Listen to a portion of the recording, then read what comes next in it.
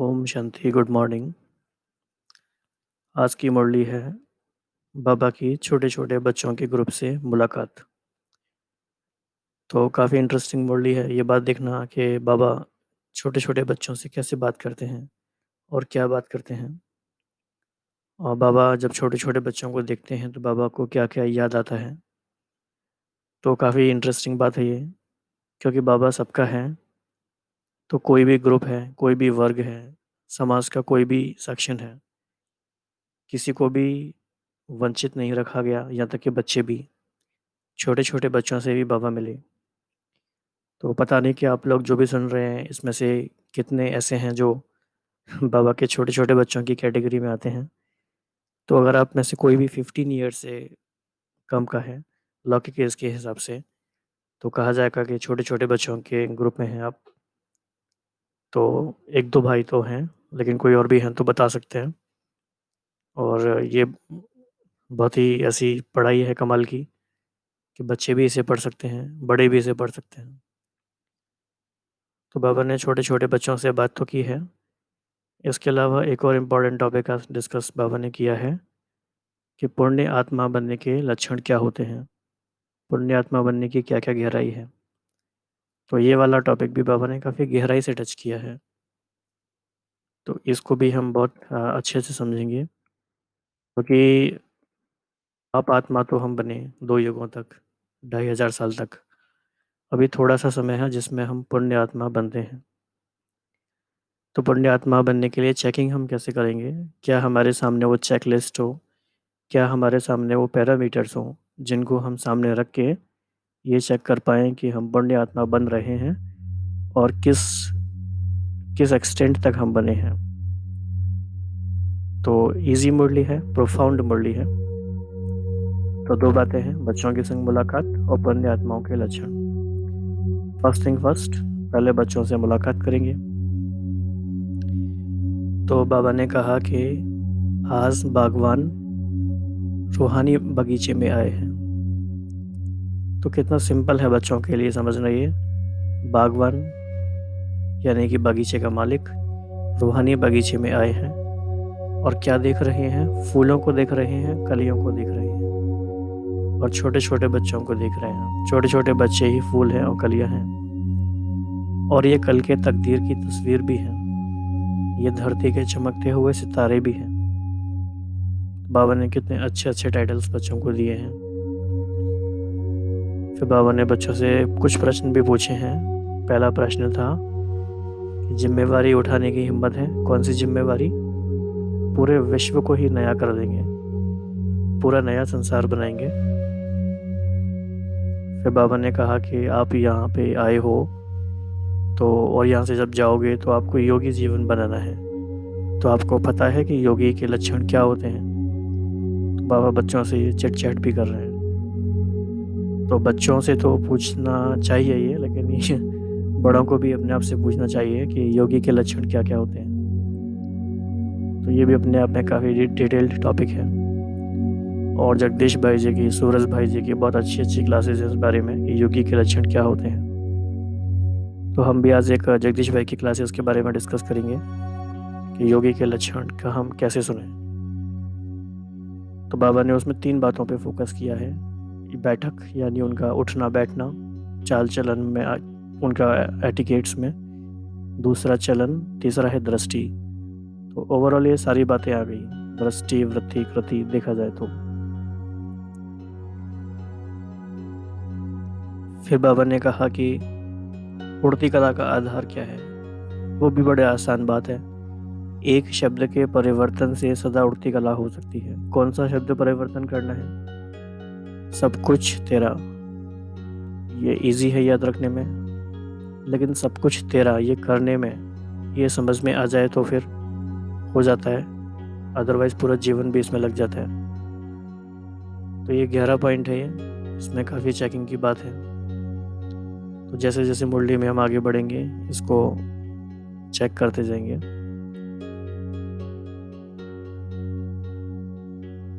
तो आज बागवान आप अपने रूहानी बगीचे में खुशबूदार फूलों को और कल की विशेष कल्याण अर्थ निमित्त बनी हुई हिम्मत उल्लास वाली कलियों को भी देख रहे हैं।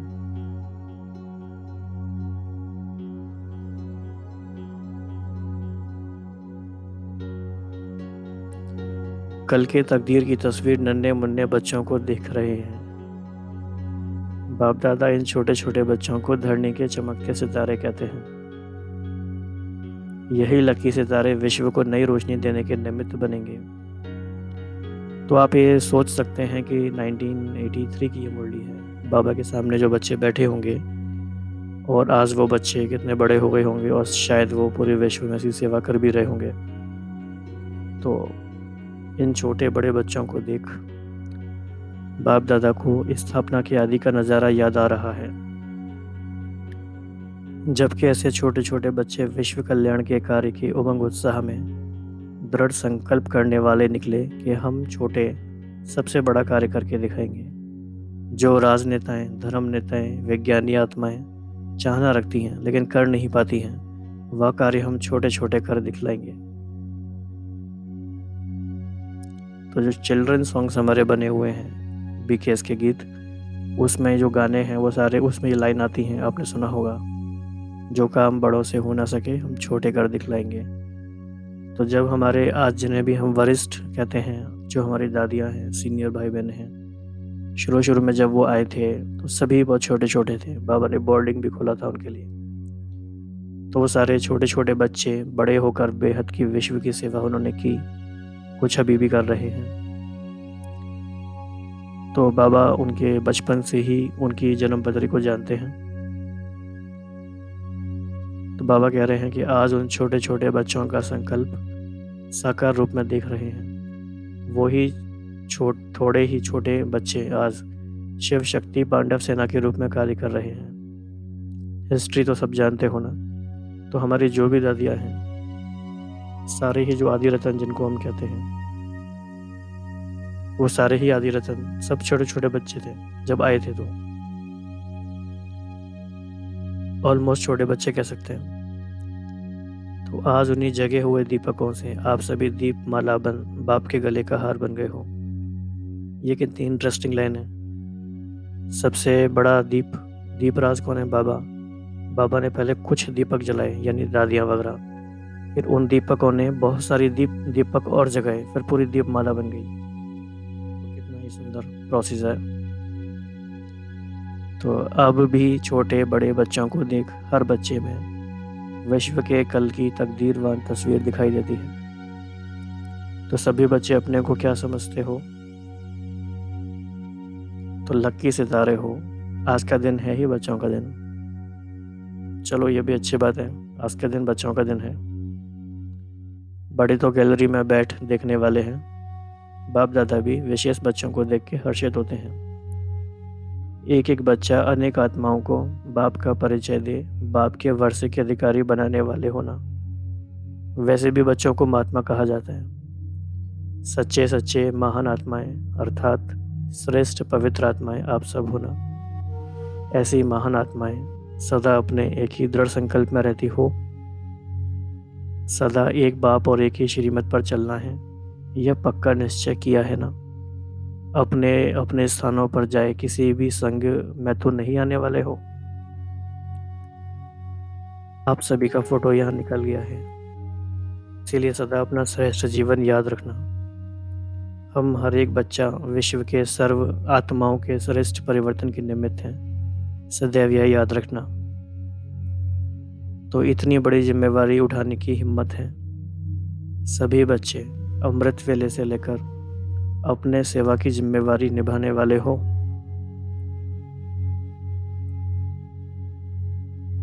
तो बाबा ने पूरा ही इसमें अमृत वेले से लेके इंक्लूड किया कि सारी ही जिम्मेवारी, जो भी किसी भी बात में कमज़ोर हो तो उसको अभी से ठीक कर लेना। आप सभी के ऊपर सभी की नज़र है, इसीलिए अमृत वेले से लेकर रात तक सहज योगी, श्रेष्ठ योगी, जो भी श्रेष्ठ जीवन के लिए दिनचर्या मिली हुई है, उसी प्रमाण सभी को यथार्थ रीति चलना पड़ेगा। यह अटेंशन अभी से दृढ़ संकल्प के रूप में रखना है। तो ये एक बहुत अच्छी बात है कि जो भी लाइफ स्टाइल बाबा ने हमें बना के दी है उसकी दिनचर्या बहुत सिस्टमेटिकली सेट है। ज़्यादा सोचना ही नहीं है, जैसे दिनचर्या बनाई है अगर हम वैसे वैसे चलते हैं तो सब कुछ बहुत इजीली अच्छे से चलता ही है।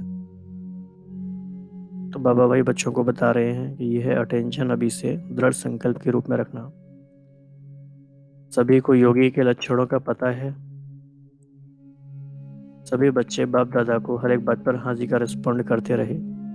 जैसे बच्चे होते हैं ना क्लास में बोलते हैं यस टीचर, तो बच्चों को ये बहुत अच्छी आदत होती है ऐसे बोलने की। तो बाबा को भी वो हाँ जी बोल रहे हैं। तो फिर बाबा ने पूछा कि योगी आत्माओं की बैठक, चलन और दृष्टि क्या होती है, यह सब जानते हो? ऐसे ही चलते हो व थोड़ी थोड़ी चंचलता भी करते हो? तो योगी के लक्षण क्या होते हैं, इस पे बाद में हम लास्ट में भी थोड़ा करेंगे डिस्कशन। तो सभी योगी आत्माएं हो ना, जो दुनिया वाले करते हैं वह आप बच्चे नहीं कर सकते। आप महान आत्माएं ऐसे शांति स्वरूप रहो, जो बल कितने भी बड़े बड़े हों, लेकिन आप शांति स्वरूप आत्माओं को देख शांति की अनुभूति करें और यही दिखाई दे कि ये साधारण बच्चे नहीं लेकिन सभी अलौकिक बच्चे हैं। तो न्यारे हैं और विशेष आत्माएं हैं, ऐसे तो चलते हो ना। अभी से यह परिवर्तन करना। तो आज सभी बच्चों से मिलने के लिए ही विशेष बाप दादा आए हैं, समझा? बच्चों के साथ बड़े भी आए हैं। तो बाप दादा आए हुए सभी बच्चों को विशेष याद दे रहे हैं। साथ साथ ये तो सभी जानते हो कि वर्तमान समय प्रमाण बाप दादा सभी बच्चों को उड़ती कला की ओर ले जा रहे हैं। उड़ती कला का श्रेष्ठ साधन जानते हो ना? एक शब्द के परिवर्तन से सदा उड़ती कला का अनुभव कर सकते हो। एक शब्द कौन सा है? सिर्फ सब कुछ तेरा। मेरा शब्द बदलकर तेरा कर लिया, तेरा शब्द ही तेरा हूँ बना देता है। और यही एक शब्द सदा के लिए डबल लाइट बना देता है। तेरा हूँ तो आत्मा लाइट है, और जब सब कुछ तेरा तो भी लाइट हल्के बन गए ना। तो सिर्फ एक शब्द तेरा डबल लाइट बन जाने से सहज उड़ती कला वाले बन जाते हैं।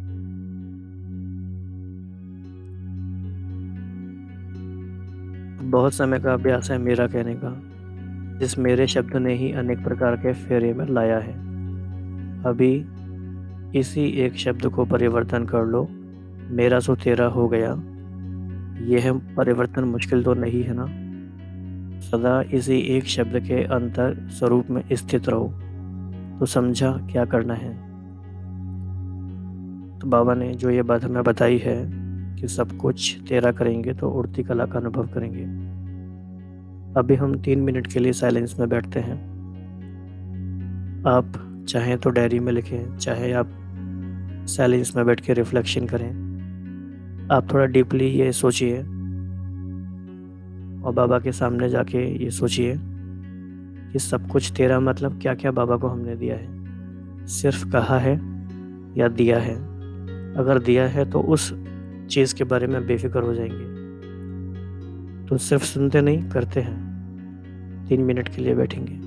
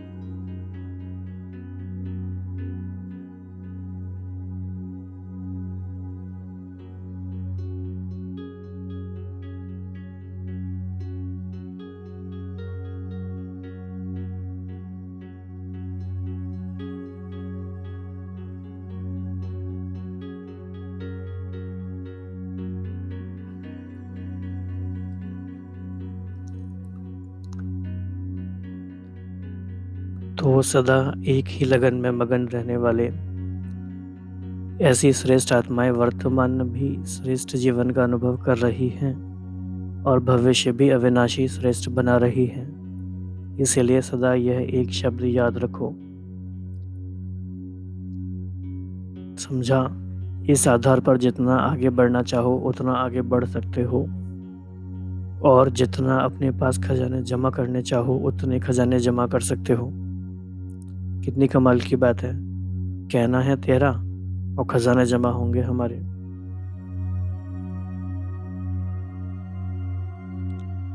वैसे भी लौकिक जीवन में सदा जो भी नामी ग्रामी अच्छे कुल वाली आत्माएं होती हैं वह सदा अपने जीवन के लिए दान पुण्य करने का लक्ष्य रखती हैं। आप सभी सबसे बड़े से बड़े कुल श्रेष्ठ कुल के हो, तो श्रेष्ठ कुल वाली ब्राह्मण आत्माएं अर्थात सर्व खजानों से संपन्न आत्माएं, उनों का भी लक्ष्य क्या है? अगर संपन्न है तो लक्ष्य क्या है? सदा महादानी बनो, सदा पुण्य आत्मा बनो। ये टॉपिक काफ़ी डीप है, इसको बहुत ध्यान से समझना है। तो बाबा ने कम से कम इसमें 10-12 पॉइंट्स बताए हैं, तो इसको समझेंगे। कभी भी संकल्प में भी किसी विकार के वश कोई संकल्प भी किया तो उसको क्या कहा जाएगा? पाप व पुण्य। पाप कहेंगे ना, तो पहली लाइन में हो गई पाप की परिभाषा और पुण्य की परिभाषा। पाप वो है जो विकारों के वश होके किया गया कर्म है या थॉट है। तो स्वयं के प्रति भी सदा पुण्य करता बनो, संकल्प में भी पुण्य आत्मा, बोल में भी पुण्य आत्मा और कर्म में भी पुण्य आत्मा। यानी ये पुण्य आत्मा का स्कोप हो गया, संकल्प, बोल और कर्म। जब पुण्य आत्मा बन गए तो पाप का नाम निशान नहीं रह सकता। तो सदा यह स्मृति में रखो कि हम सर्व ब्राह्मण आत्माएं सदा ही पुण्य आत्माएं हैं। ओके, तो इसको हम बाद में रिवाइज करेंगे, तक पहले हम देख लेते हैं नीचे।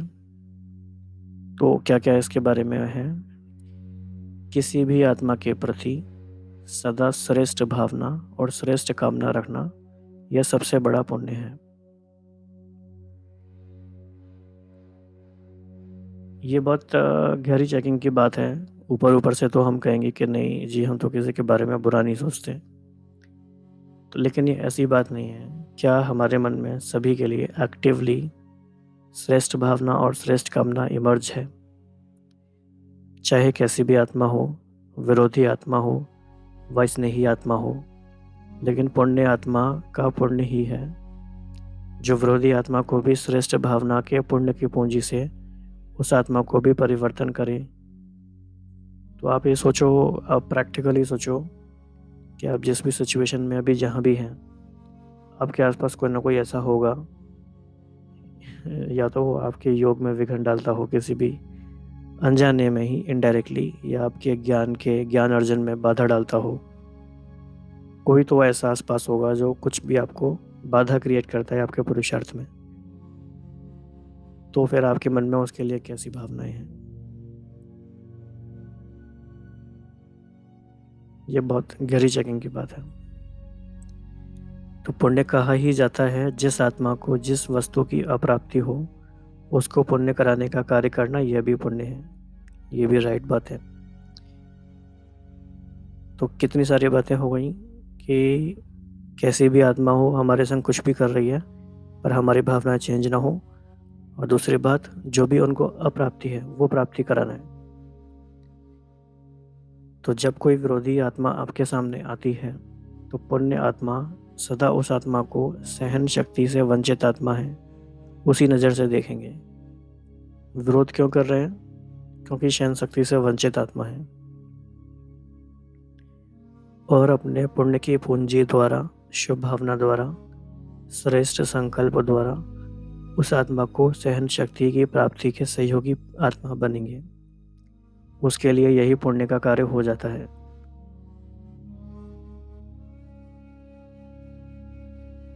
ये कितनी बड़ी बात है। आप सोचो कि कोई आपके विरोधी आत्मा है, आपके घर में है, चाहे आसपास में है, कहीं भी है, और आप उस आत्मा को भी सहयोग कर रहे हो सहन शक्ति को बढ़ाने के लिए। यह है पुण्य का कार्य। तो पुण्य आत्मा सदा स्वयं को दाता के बच्चे देने वाला समझते हैं। किसी भी आत्मा द्वारा अल्पकाल की प्राप्ति के लेने वाले की कामना से परे रहते हैं।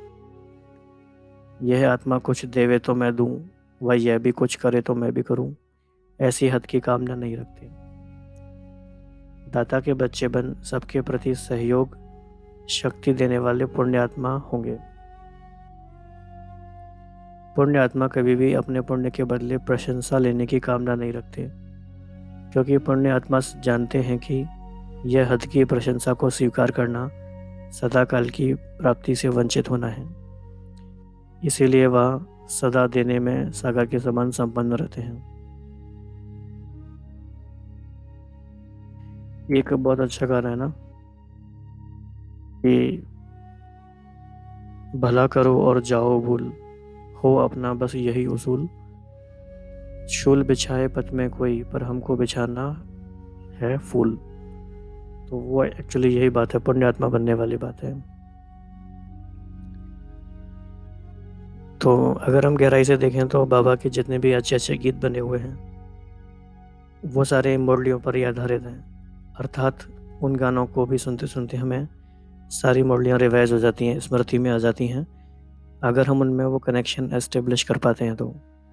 इसीलिए हमें बहुत ध्यान से सुनना चाहिए, जो भी खास तौर से जो पुराने गीत बने हुए हैं।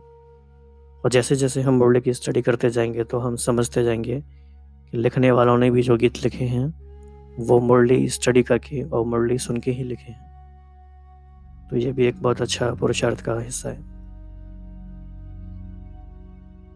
तो पुण्य आत्मा सदा अपने हर बोल द्वारा औरों को खुशी में, बाप के स्नेह में, अतीन्द्रिय सुख में, रूहानी आनंद में जीवन का अनुभव कराएंगे। कितनी अच्छी बात है ये। तो उनका हर बोल खुशी की खुराक होगी। पुण्य आत्मा का हर कर्म सर्व आत्माओं के प्रति सदा सहयोग की प्राप्ति कराने वाला होगा। और हर आत्मा अनुभव करेगी कि इस पुण्य आत्मा का कर्म देख सदा आगे उड़ने का सहयोग प्राप्त हो रहा है। तो समझा पुण्य आत्मा के लक्षण, तो ऐसे सदा पुण्य आत्मा बनो। बाबा ने जो ये बताया पैराग्राफ में 4-5 बातें हैं इसमें इम्पोर्टेंट। तो 1 मिनट के लिए इसकी चेकिंग करते हैं कि क्या हमारे पुण्य आत्मा हमारे जीवन में ये सारी बातें हैं, क्या सभी को हमारे से ऐसा अनुभव होता है। So let us check for 1 minute.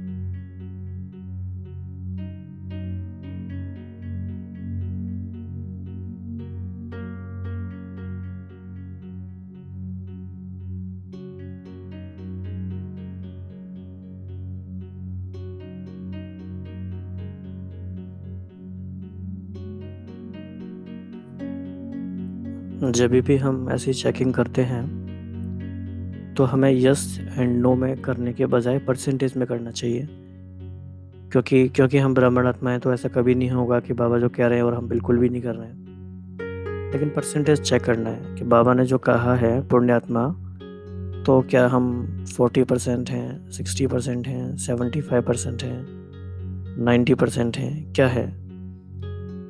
तो भले ही हमारी परसेंटेज हम एक्यूरेटली ना भी सोच पाएँ, लेकिन जब हम ये इंट्रोस्पेक्शन करते हैं तो हमारा अटेंशन जाता है और बाबा की जो बात है वो गहराई से हमारे मन में जाने लगती है।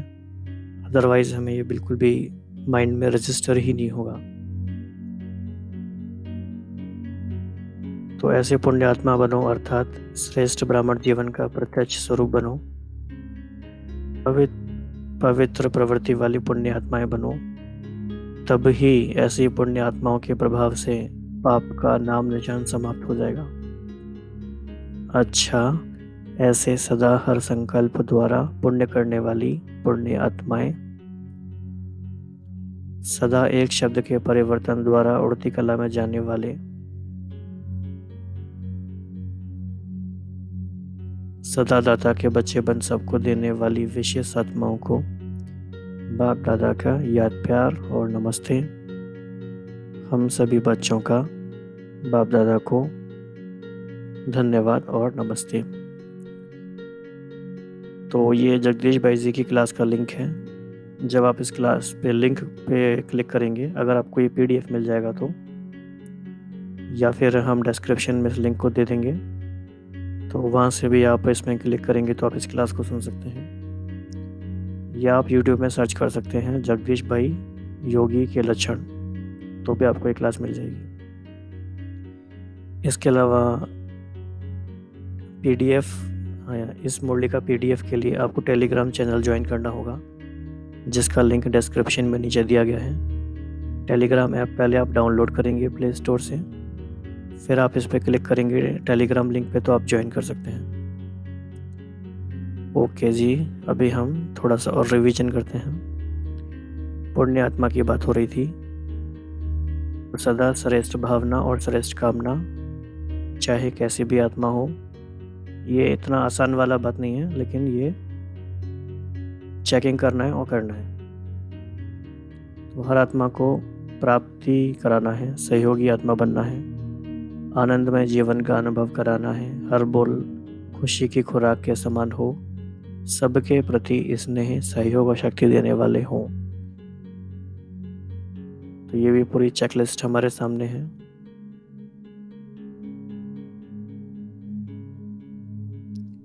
और बाबा ने बहुत अच्छा तरीका बताया, सदा उड़ती कला का अनुभव करना है। तो ये बहुत कई बार कितनी छोटी छोटी बातें लगती हैं, लेकिन आप सोचो कि मुख्य बात तो यही है ना कि हमें अभी उड़ती कला का अनुभव होना चाहिए। अगर अभी भी नहीं हो रहा है, किसी भी कारण से नहीं हो रहा है, तो फिर वो बहुत सीरियस बात है, क्योंकि now is the time to fly. तो अभी उड़ती कला का अनुभव नहीं हो रहा है, तो जरूर सब कुछ तेरा नहीं किया है। तो आज पूरा ही दिन इस बात को ले लेते हैं, पूरा ही दिन बाबा से बात करते रहेंगे और बाबा को बताएंगे और बाबा को फिर से समर्पित करेंगे कि सब कुछ तेरा मतलब क्या क्या तेरा। आप चाहें तो लिख के करें, आप चाहें तो बाबा के कमरे में बैठ के योग में करें, कैसे भी करें, संकल्पों से करें। सब कुछ तेरा मतलब क्या क्या। तो स्थूल चीज़ों से भी शुरू कर सकते हैं, फिर सूक्ष्म चीज़ों पर आएंगे, क्योंकि संपूर्ण समर्पण की डेफिनेशन ही है कि हर एक संकल्प भी श्रीमत के अनुसार हो, हर एक संकल्प उनको समर्पित हो, तो संपूर्ण समर्पण कहलाया जाएगा। तो आज का पूरे दिन का हमारा होमवर्क है, सब कुछ तेरा। तो आप नीचे कमेंट में भी ये लिख सकते हैं, अगर आप इसको प्रैक्टिस कर रहे हैं तो, और आप कितनी बार करेंगे आप ये भी लिख सकते हैं, 10 टाइम्स, 20 टाइम्स, 51 टाइम्स, 101 टाइम्स, जो भी आपको सही लगे, लेकिन कॉन्शियसली।